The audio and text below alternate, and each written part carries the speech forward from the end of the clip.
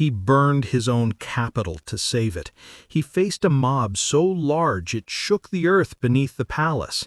He watched Constantinople burn, then swore the flames would obey him. He rebuilt a city from ashes and demanded an empire to match. Before we continue, subscribe. It helps us keep history's greatest stories alive. He did not begin as a conqueror. He did not begin as a legend. He began as a boy walking behind oxen in the rocky hills of Illyria, a place where Rome's glory felt like a distant dream.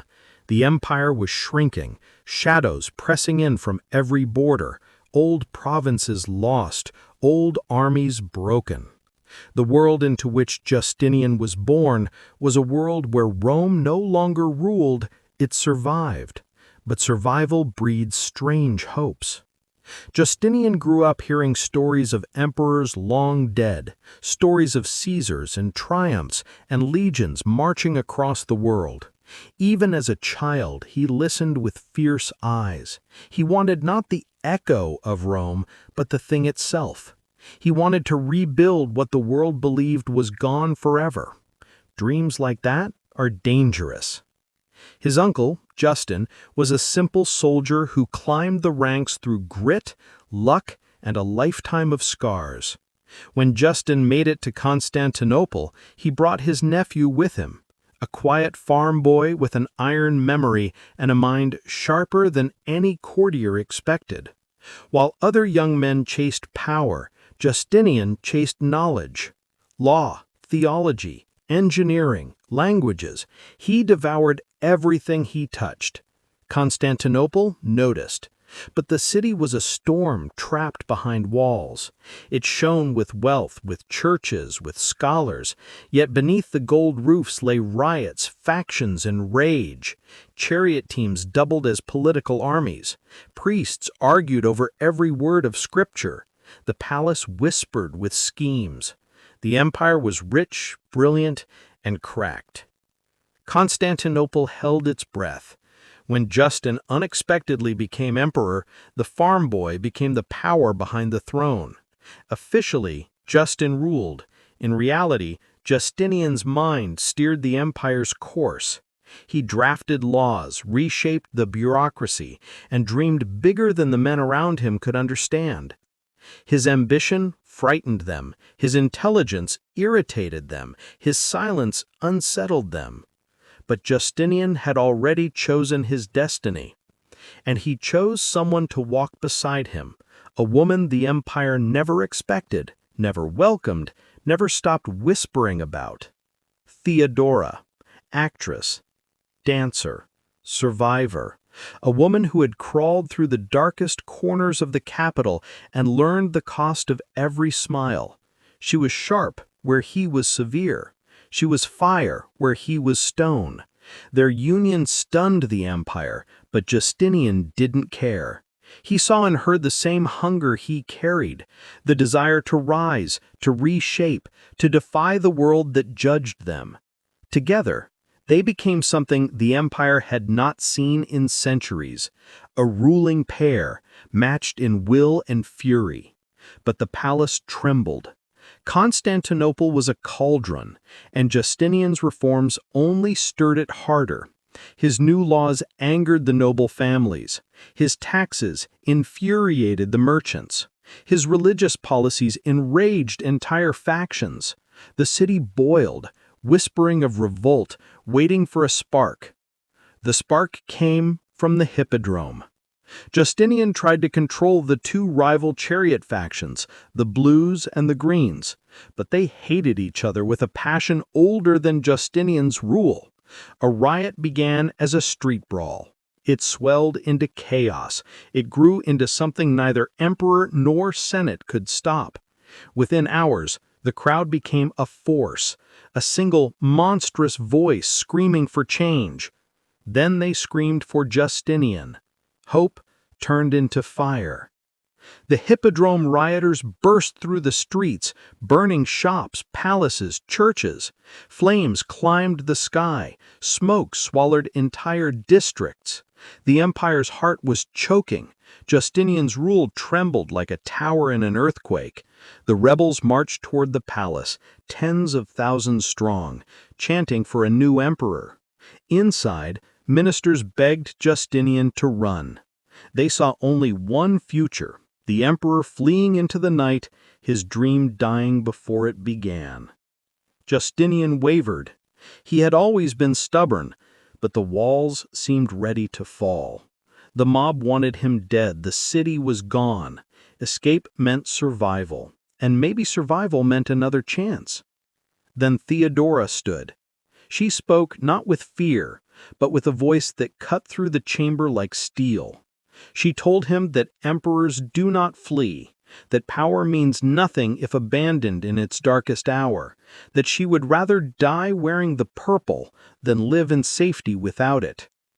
Her words froze the room, but the storm was only beginning. Justinian's doubt hardened into resolve.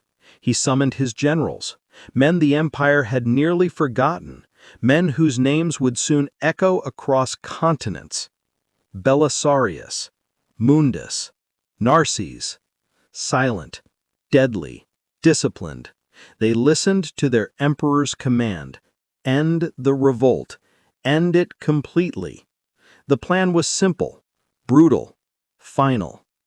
As the rioters packed the Hippodrome, still believing victory was in reach, Justinian's soldiers sealed every exit. Gates slammed shut. The crowd turned, unsure at first, then terrified. There was nowhere to run, no way to fight. A trapped sea of rebels stared at a line of armored men, and the soldiers marched forward with the weight of an empire behind them. What followed was slaughter. The Hippodrome became a grave. Tens of thousands died beneath the swords and spears of Justinian's army. Their bodies piled against the gates they tried to break. Their voices fell silent under the roar of steel and the cries of dying hope. Outside, the fires raged. Inside, the rebellion ended in blood. Constantinople was broken. For days, the city smoldered, smoke drifting over shattered homes and burned churches. The emperor stepped into a capital that looked like a battlefield, a place carved open by riots and flames. But Justinian did not bow his head. He looked at the ruins and saw something no one else could see: a foundation. The empire would rebuild. He ordered architects, engineers, masons, and laborers to begin the greatest reconstruction Constantinople had ever seen. Streets widened, walls repaired, churches redesigned, palaces reborn. The chaos that tried to destroy him became the canvas for his vision. Hope rose from the ashes, but the city remembered the blood. Citizens whispered of the massacre, of the emperor who had nearly fled, of the empress who had refused. They whispered of what Justinian had become: a ruler shaped by fire, sharpened by fear, and strengthened by ambition. And behind the whispers, the empire stirred. Justinian's dream stretched far beyond the city walls, far beyond the Bosporus, far beyond the broken memory of ancient Rome. He wanted Africa back, Italy back, Spain back. He wanted the world to know that Rome had not died, it had only changed its capital. His ambition was now colossal, but ambition comes with enemies. The empire's finances strained under his project. Nobles resented his reforms. Foreign powers sensed weakness behind the marble and sunlight of the capital. And yet Justinian pushed forward, his mind always racing, always calculating, always reaching for something just beyond the horizon. He believed he had been born for greatness. He believed Theodora had been born to stand with him. He believed the world could be remade. Constantinople watched him. It watched the farm boy rise above generals and nobles. It watched him hold the empire like a man holding a cracked vase, desperate to keep the pieces together while reshaping it into something stronger. They were a strange pair, but history is built by strange pairs. As the city recovered, Justinian moved quickly, relentlessly. New laws organized society with a clarity unseen in centuries. Corruption was hunted, punished, burned away. Bureaucrats trembled, judges reformed, priests argued, but Justinian refused to bend. He believed that order would save the empire, his order, crafted by his hand and enforced by his will. But the world was not ready to be ordered, and Justinian was not finished. The shadow of Rome hovered over every step he took. He felt it in the palace halls. He heard it in the streets. He saw it in the maps pinned to his walls, maps showing lands lost, lands conquered, lands waiting to be reclaimed. His generals prepared their armies. His advisors warned him that the treasury was stretched thin, but Justinian's dream burned hotter than caution. He believed he could restore the world, yet even emperors cannot control everything. The fires of the Nika Riots still smoldered in memory, but the city rebuilt faster than the wounds healed. The people watched their emperor with fear and admiration, uncertain which emotion was stronger. He had saved the empire. He had nearly lost it. He had rebuilt his capital with miracles of stone and gold.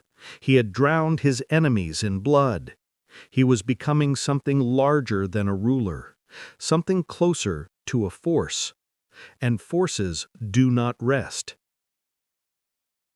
The storms that waited beyond Constantinople were gathering, wars on the horizon, borders trembling, plots in the shadows. Justinian looked at them all and saw not danger, but opportunity. History rarely grants such men peace. The streets were full of ash, but Justinian was far from finished. The smoke of the Nika riots had barely lifted when Justinian turned his eyes outward. The capital was rebuilding, but the emperor's mind was already marching beyond its walls. He had survived rebellion. He had survived ruin. Now he wanted Rome. But the storm was only beginning. Justinian summoned his greatest weapon, a quiet, disciplined general named Belisarius. The man was young, almost too young for the trust the emperor placed in him.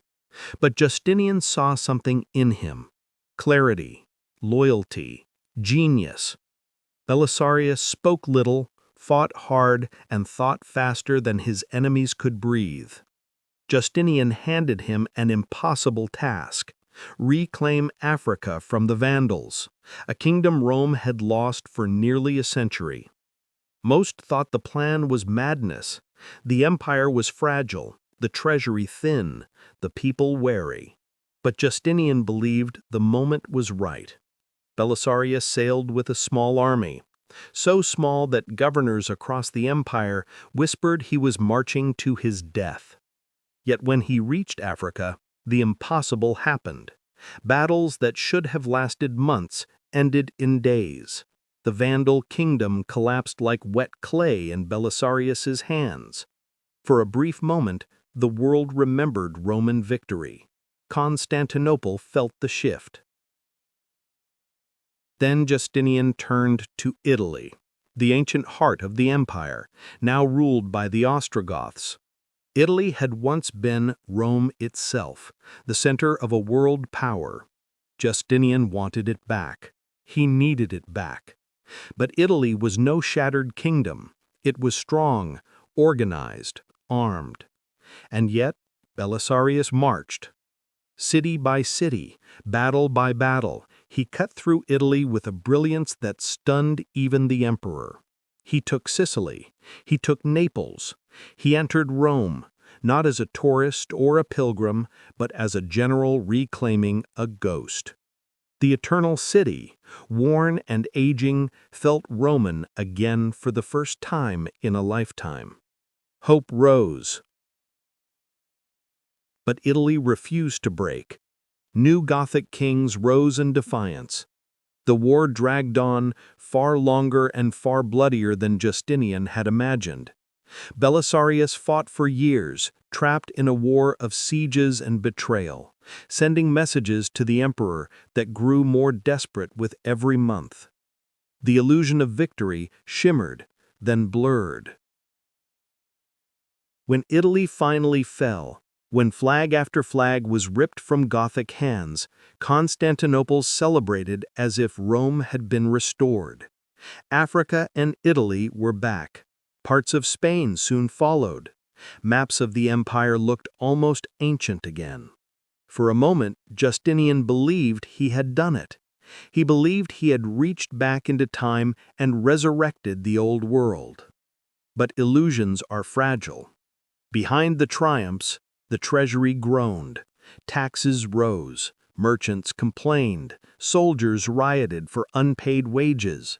The empire was fighting wars it could barely afford, rebuilding cities it could hardly maintain, enforcing laws it did not have the strength to uphold. And in that moment of fragile triumph, death arrived. The plague did not announce itself. It crept into the empire on quiet ships loaded with grain, with spice, with rats. Fleas carried the sickness, merchants carried the stories, and soon corpses carried the truth. The Justinian plague began. At first, the city ignored it. People got sick all the time. But then the sickness spread from district to district, from home to home, from palace to marketplace. Bodies piled in the streets, graves overflowed, the smell of death clung to the air. Priests walked through alleys muttering prayers, terrified to touch the dying. Doctors fled. Families locked their doors. Constantinople trembled. Then Justinian fell ill. The empire froze. Their emperor, the man who had survived riots, wars, and conspiracies, lay in his chamber shaking with fever, unable to speak, barely able to breathe. Advisors whispered of succession. Generals waited for news with clenched fists. Theodora sat at his side, refusing to leave him, refusing to believe that the plague would take the man who had survived everything else. For days no one knew if Justinian would live or die. Hope turned to fear. Then the fever broke. Slowly, painfully, Justinian opened his eyes. He rose from the bed, changed, weakened in body, hardened in soul. Death had looked him in the face, and he had stared back. But his empire had changed too. The plague ravaged cities for months, then for years, returning in waves. Farms emptied, armies thinned, whole provinces shrank. Wars halted not because the emperor commanded it, but because there were no soldiers left to fight them. Justinian's dream of a restored empire began to fade like smoke on cold wind. And yet he refused to surrender. New threats rose in the weakening world. Slavs crossed the Danube. Persians attacked from the east. Rebellions flared in Italy, Africa, and the Balkans. Earthquakes shattered towns. Fires consumed districts of Constantinople all over again. It seemed the empire itself rebelled against Justinian's dreams. He tightened his grip, but even emperors cannot hold back time. Theodora began to weaken. The woman who had faced riots and emperors, who had spoken steel into Justinian's heart, now suffered quietly behind palace walls. Her strength faded. Her voice dimmed. Justinian watched helplessly as the only person who matched his fire slipped away from him. Her death broke something in him. For the rest of his life, Justinian ruled, but he never truly recovered. He walked through the palace like a ghost wrapped in purple. He worked tirelessly, obsessed with laws, administration, theology. anything that kept him from thinking about the empty chamber beside his own. Constantinople watched its emperor age under the weight of his own ambition. But even in grief, even in weakness, Justinian reached for immortality.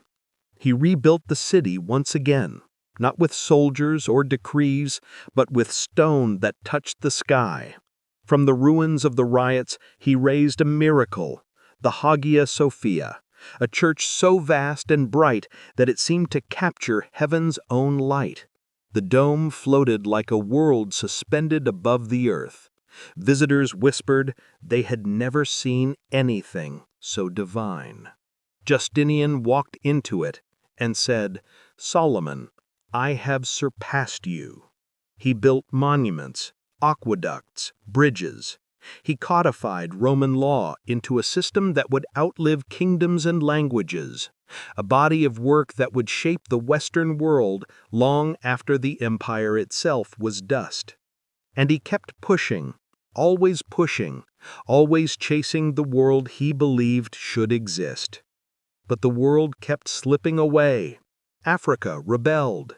Italy fell again to invasions. Borders retreated. Armies shrank. Justinian was no longer a young emperor with fire in his eyes. He was an old man holding back the tide with trembling hands. Still, he never let go of the dream. He kept working into the night, drafting reforms and letters and orders. He studied every threat, every crack, every enemy. He believed that if he tried hard enough, Rome could still be saved. Not the Rome of Caesar or Augustus, but a Rome reborn through willpower alone. When Justinian finally died, he left behind an empire exhausted, scarred, rebuilt, broken, magnificent, and flawed. An empire that reflected him perfectly. Some called him a tyrant, others called him a savior. Some blamed him for reaching too far. Others praised him for reaching at all. But all agreed on one thing. He refused to stop fighting. Justinian could not save Rome, but he refused to let it die. Hey, I know you enjoyed this story, and I want you to like this video and also subscribe to the channel to support us. Thank you very much.